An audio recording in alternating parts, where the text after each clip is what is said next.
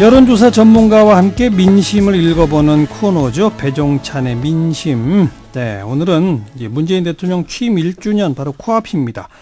그 이야기를 좀 나눠봅니다. 리서치앤리서치의 배종찬 본부장, 어서 오십시오. 안녕하십니까? 네, 내일 모레 5월 10일 이제 취임 1주년이죠.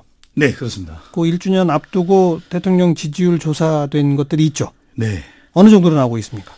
예, 정관장 앵커 말씀대로 민심을 읽는데 제가 부모님의 마음 못 읽고 있네요. 그래서 민심은 절대적으로 제대로 읽겠습니다. 네. 왜 오늘 어버이날 뭐 인사도 못했습니까? 예, 이게 불효자가 돼가고 있습니다. 네, 문재인 대통령 취임 1주년 임박해 네. 있는데요. 예. 지지율 더욱 더 고고싱 하고 있습니다. 네. 이 한국갤럽이 자체 조사로 지난 2일, 3일 실시하고 4일 발표했는데요. 전국 1,002명 휴대전화 RDD 조사 표본 오차 95% 신뢰 수준 플러스 마이너스 3.1%포인트 성연령 지역 가중치가 적용되고 응답률 18% 자세한 사항은 조사기관의 홈페이지에서 확인 가능합니다. 네. 또 중앙선관위 여론조사 심의위원회에서도 확인 가능하시고요. 네. 문재인 대통령으로서 직무를 잘 수행하고 있는지 잘못 수행하고 있는지 물어봤는데요. 잘하고 있다는 긍정평가 83%였습니다. 83. 네, 잘못하고 있다는 부정평가는 10%에 그쳤는데요. 이 바로 직전 같은 조사 기간의 기간보다 10%포인트가 상승했습니다. 그 직전이라면은 일주일 상관입니까? 그렇습니다. 정상회담 직전에 이루어졌던 조사였는데요. 예. 이 조사와 비교하면 이 대통령의 지지율 상승에 가장 많이 기여한 것이 바로 이 남북 정상회담으로 네. 보여집니다. 네. 정상회담 결과 지지도가 10%나 올라갔다. 네. 예. 취임 1년 즈음해서 83% 정도의 지지도가 나온 거는 역대 다른 대통령들하고 비교하면 어떻습니까? 역대급입니다. 이 문재인 대통령이 기록 경신을 한 셈인데요. 어허. 이 역대 대통령과 비교하더라도 엄지척, 요즘에 이게 유행입니다. 예. 엄지척 할 수 있는 그런 지지율 될 텐데요.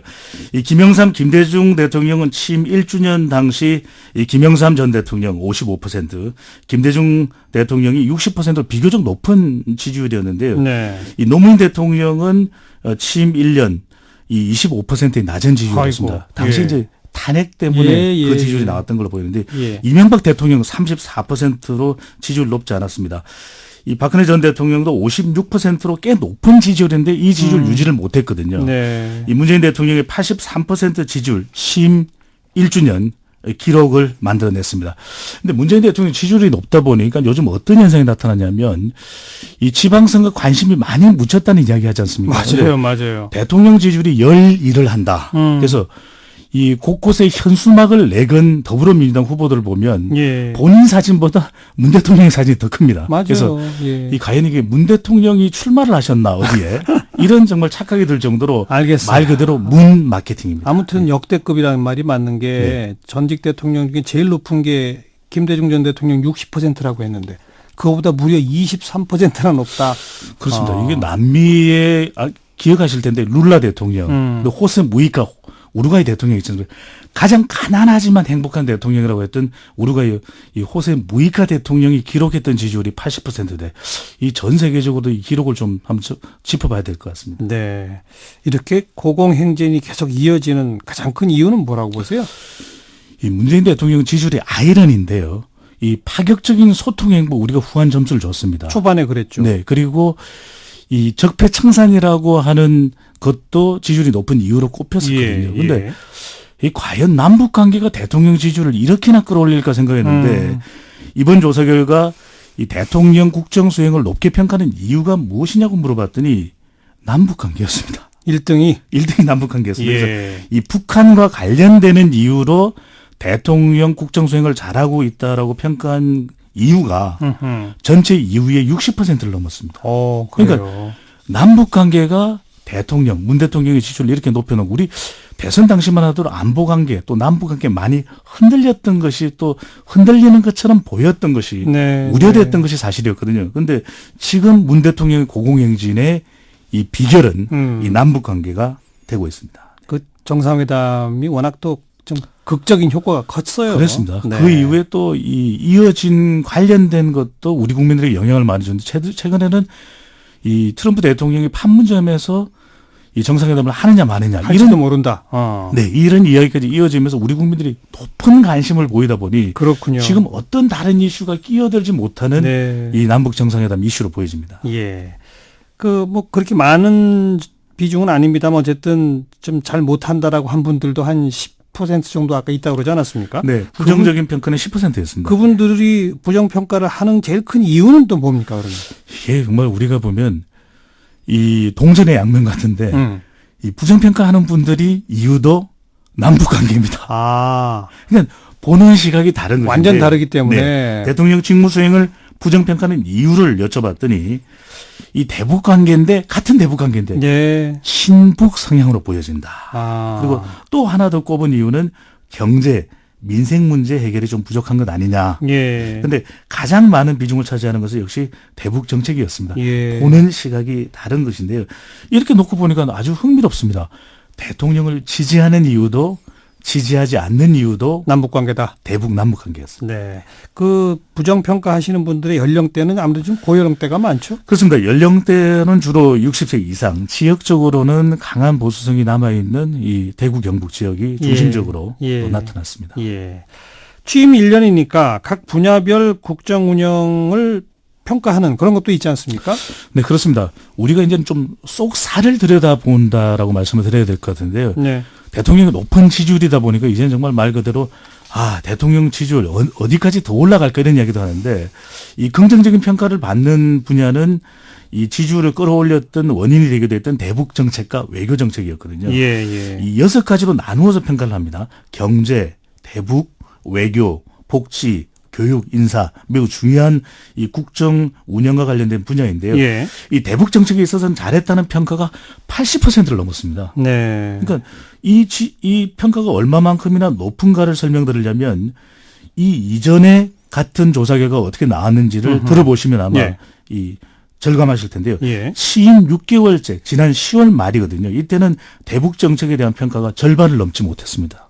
그랬죠. 긍정평가가. 그때는 네. 막 전쟁 위기설 막 이럴 때니까. 북한의 핵과 미사일 도발이 계속되는 시점이라서 이때는 완전히 다른 평가였거든요. 그런데 이 남북 정상회담이 이렇게 큰 변화를 만들어냈고요. 그렇죠. 이 외교 정책도 한미 관계 어떻게 되느냐, 한중 관계 어떻게 되느냐 이런 이야기들이 많이 나왔는데 이 외교를 잘하고 있다는 평가도 70%를 넘었습니다. 그러니까 네.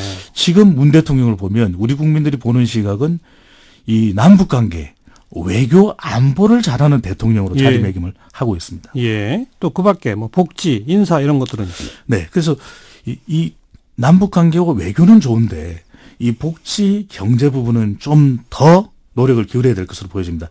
이 말 그대로 우리가 대통령 지지율이 높으니까 물 들어왔을 때 넣어줘야 된다. 네. 이렇게 생각할 수 있는데 이 외교와 남북 관계 외의 내용을 살펴보면 잘 나갈 때 좀 더 잘해야 되겠다. 예. 이런 이야기도 될 수 있겠는데요. 이 복지 정책은 잘했다는 평가는 55%로 절반은 넘겼는데요. 이 취임 이후에 복지 잘하고 있다는 평가 점수는 계속 하락하고 있습니다. 줄어들어요. 네, 걱정되는 건 가장 큰 걱정은 교육 정책입니다. 네. 대입 정책 관련 극도의 혼선을 겪으면서 대통령 지지율에 걸림돌이 되는 정책으로 부상을 했습니다. 그렇죠. 이 취임 직후부터 교육 정책은 이 잘하고 있다. 30%대에 머물렀거든요. 근데 이번 조사에서는 간신히 30%의 특거리를 한 상태입니다. 앞으로 이 교육이 잘 되도록 교육을 해 나가야 되지 않나. 네. 그런 생각도 드는데요. 예, 공직자 인사 또한 이 인사 파동을 겪으면서 국민들의 만족도가 낮은 상태인데요.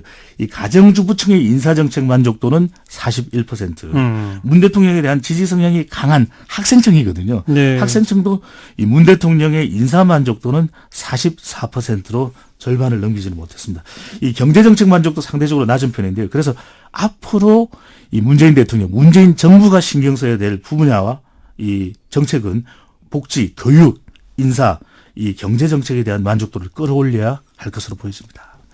대북 정책이나 외교는 사실 또 우리 정부의 의도와 힘만 가지고 성과가 나는 건 아니잖아요. 그럼요. 네. 국제적인 환경이 좋아야 되는 거고 네. 지금 이렇게 고공행진이 나오는 건 그 국제적 환경이 만들어졌기 때문이라고도 볼 수 있는 거예요.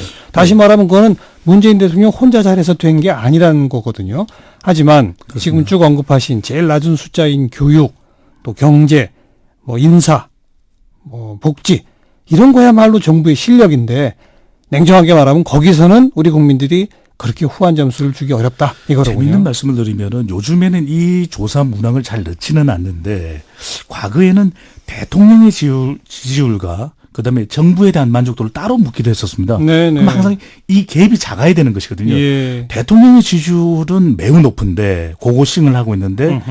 정부에 대한 만족도는 떨어진다? 이건 분명히 문제가 될 수 있는 문제가 있는 부분이거든요. 거죠. 그래서 우리 애청자분들께 말씀드리면 그래서 일본의 경우에는 아베 총리에 대한 지지율은 안 물어봅니다. 아하, 예. 일본 여론조사의 특징은 아베 내각은 국정 운영을 잘하고 있습니다라고 물어보거든요. 네, 그래서 네. 그만큼 일본이라고 하는 집단적인 운영 체제에 대한 특성도 나타나 있는 여론조사의 문항을 보면 우리도 대통령의 높은 인기 물론 좋습니다만은 한편으로는 이 정부의 만족도를 끌어올리는 노력도 반드시 예, 이 취임 1주년을 맞아서 필요한 부분으로 보여집니다. 당연하죠. 결국 결과적으로 마지막 평가는 내치에서 드러나거든요. 그렇습니다. 네. 이게 지지율이라는 게 이제 취임 1년 차에 왔기 때문에 말씀드리는 겁니다만 시간이 지나면 은행에 잔고 같다는 이야기를 많이 하거든요. 어차피 떨어져요. 아니, 돈을 안 쓰는데 계속 돈이 없어요. 예, 예. 마치 이 대통령의 지지율도 시간이 지나면 소리 없이 빠지게 됩니다. 바로 이 부분을 짚어가야 되는 것이 앞으로의 과제로 보여집니다. 정당 지지율은 어떻게 나타났습니까? 네, 그렇습니다. 아마 이 후보자들은 이 정당 지지율에 대한 뉴스가 가장 정말 이 궁금하실 것 같은데요. 네. 이번 조사를 보면은 이 정당 지지율 좀 더 변화가 있기는 했지만 이 여당은 미소 또 야권은 좀 더 힘을 끌어올려야 되는 그런 결과가 나타났는데 더불어민주당이 55%였고요. 55. 네, 자유한국당이 12%, 12. 네, 바른미래당이 6%, 정의당이 5%, 민주평화당이 1%, 또 지지정당이 없다는 무당정이 이번 갤럽 조사에서는 21%나 됐는데요. 이 정당 지지율 정말 요즘 많이 시비가 걸리고 있습니다. 왜 우리 정당 지지율 낮은가? 그래서 조금 정당 지지율은 조사 기간마다 조사 방법에 따른 차이가 있기 때문에 함께 봐주시면 좋겠는데 문제는 그렇습니다. 지금 이 지지율, 여당의 지지율, 더불어민주당의 지지율이 매우 높은데 네. 앞으로 이 후보자들이 지방선거에 대한 관심이 낮아지고 있는 상황에서 어떻게 하면 우리 정당의 지지율을 끌어올릴까 물론 중요한 과제이긴 하거든요. 그런데 후보 개인이 정당의 지지율을 끌어올리기는 매우 어렵습니다. 그러다 보면 이제 후보 스스로가 얼마만큼 지역에서 다른 1위를 달리고 있는 후보와 차별화를 할 것인가. 이것이 앞으로 선거의 가장 중요한 예. 과제가 될 수도 관건이 될 수도 있을 것으로 보여집니다. 네. 우선 방금 말씀하신 정당 지도에서 보면 바른미래당, 정의당, 민주평화당은 거의 이제 변화가 없는데 네. 더불어민주당은 조금 올라간 거고 올라갔습니다. 자유한국당은 더 내려간 거죠. 네. 그 얘기는 남북정상회담 정치 쇼다라고 한 홍준표 대표의 발언이 오히려 자유한국당의 지도를 끌어내렸다고 볼 수 있는 거 아닙니까? 선거는 결국은 중도층, 부동층의 싸움이거든요. 얼마만큼 중도층과 부동층을 지지층으로 끌어들일 수 있을까가 중요한데 그동안 이 안보 문제에 있어서 좀 유보하고 있었던 중도 보수층들 이번 정상회담 보면서 기대할 만하겠다. 이러면 중도층도 더불어민주당 쪽으로 유입된 결과로 나타난 것이거든요. 예. 그런 만큼 얼마나 외연을 확대하느냐라고 이야기를 할 때는 좀 더 중도층을 끌어들일 수 있는 메시지 그리고 선거 캠페인을 하는 것이 필요할 거고 자기 지지층은 잡았다 하더라도 결국 선거에서 더 득표를 늘리지 못하면 사실 네. 좀 승산이 없는 것 아니겠습니까? 그럼요. 앞으로 얼마만큼 이 중도층, 부동층을 끌어올리느냐가 이 정당의 그리고 후보의 가장 큰 고민이 될 것으로 보여집니다. 특히 야당들 현재 예, 그렇습니다. 끌어올려야 되는데 네. 이 이슈를 지금 남북 정상회담이나 남북 관계나 드루킹으로 잡을 것이냐. 이것이 지금 관련된 조사를 보면은 가장 핵심적인 기준이 아니거든요. 그렇다면 가야 될 방향은 적어도 민생 이슈나 경제 이슈로 가서 경쟁하고 대안을 내놓는 정당의 메시지 캠페인으로 예. 가는 것이 이 선거운동의 전략상 맞지 않을까 이런 의견을 드려봅니다. 그리고 지난주에도 잠깐 언급이 있었습니다마는 북한이나 김정은 위원장에 대한 평가는 좋아졌다. 이쪽으로 쭉 옮겨가고 있는 거죠. 아직까지는. 그렇습니다. 아직까지 나타나고 있는 결과는 대통령의 지지율이 유지되고 고공행진을 더하면서 끌어올려졌다라는 것은 남북관계에 대한 기대감이 있으면서도 앞으로 이것이 잘 되어갈 것이라는 희망도 분명히 함께 포함된 것이거든요. 예. 그렇다면 앞으로 이제 이행되는 북한의 모습을 보면서 이 비핵화에 대한 진전 이런 부분도 앞으로 대통령 지지율에 영향을 미칠 변수인데 중요한 것은 이 남북관계는 이제 좋습니다. 앞으로의 과제는 네. 정관용 의원께서도 항상 강조하듯이 이 경제 부분이 될 것으로 보여집니다. 얼마만큼 봐야죠. 일자리 이런 부분들에 대한 정부의 특단의 대책 또 추경 예산 통과도 그래서 필요한 부분으로 보여집니다. 네. 네. 여기까지 수고하셨어요. 감사합니다. 리서치앤리서치의 배종찬 본부장이었습니다.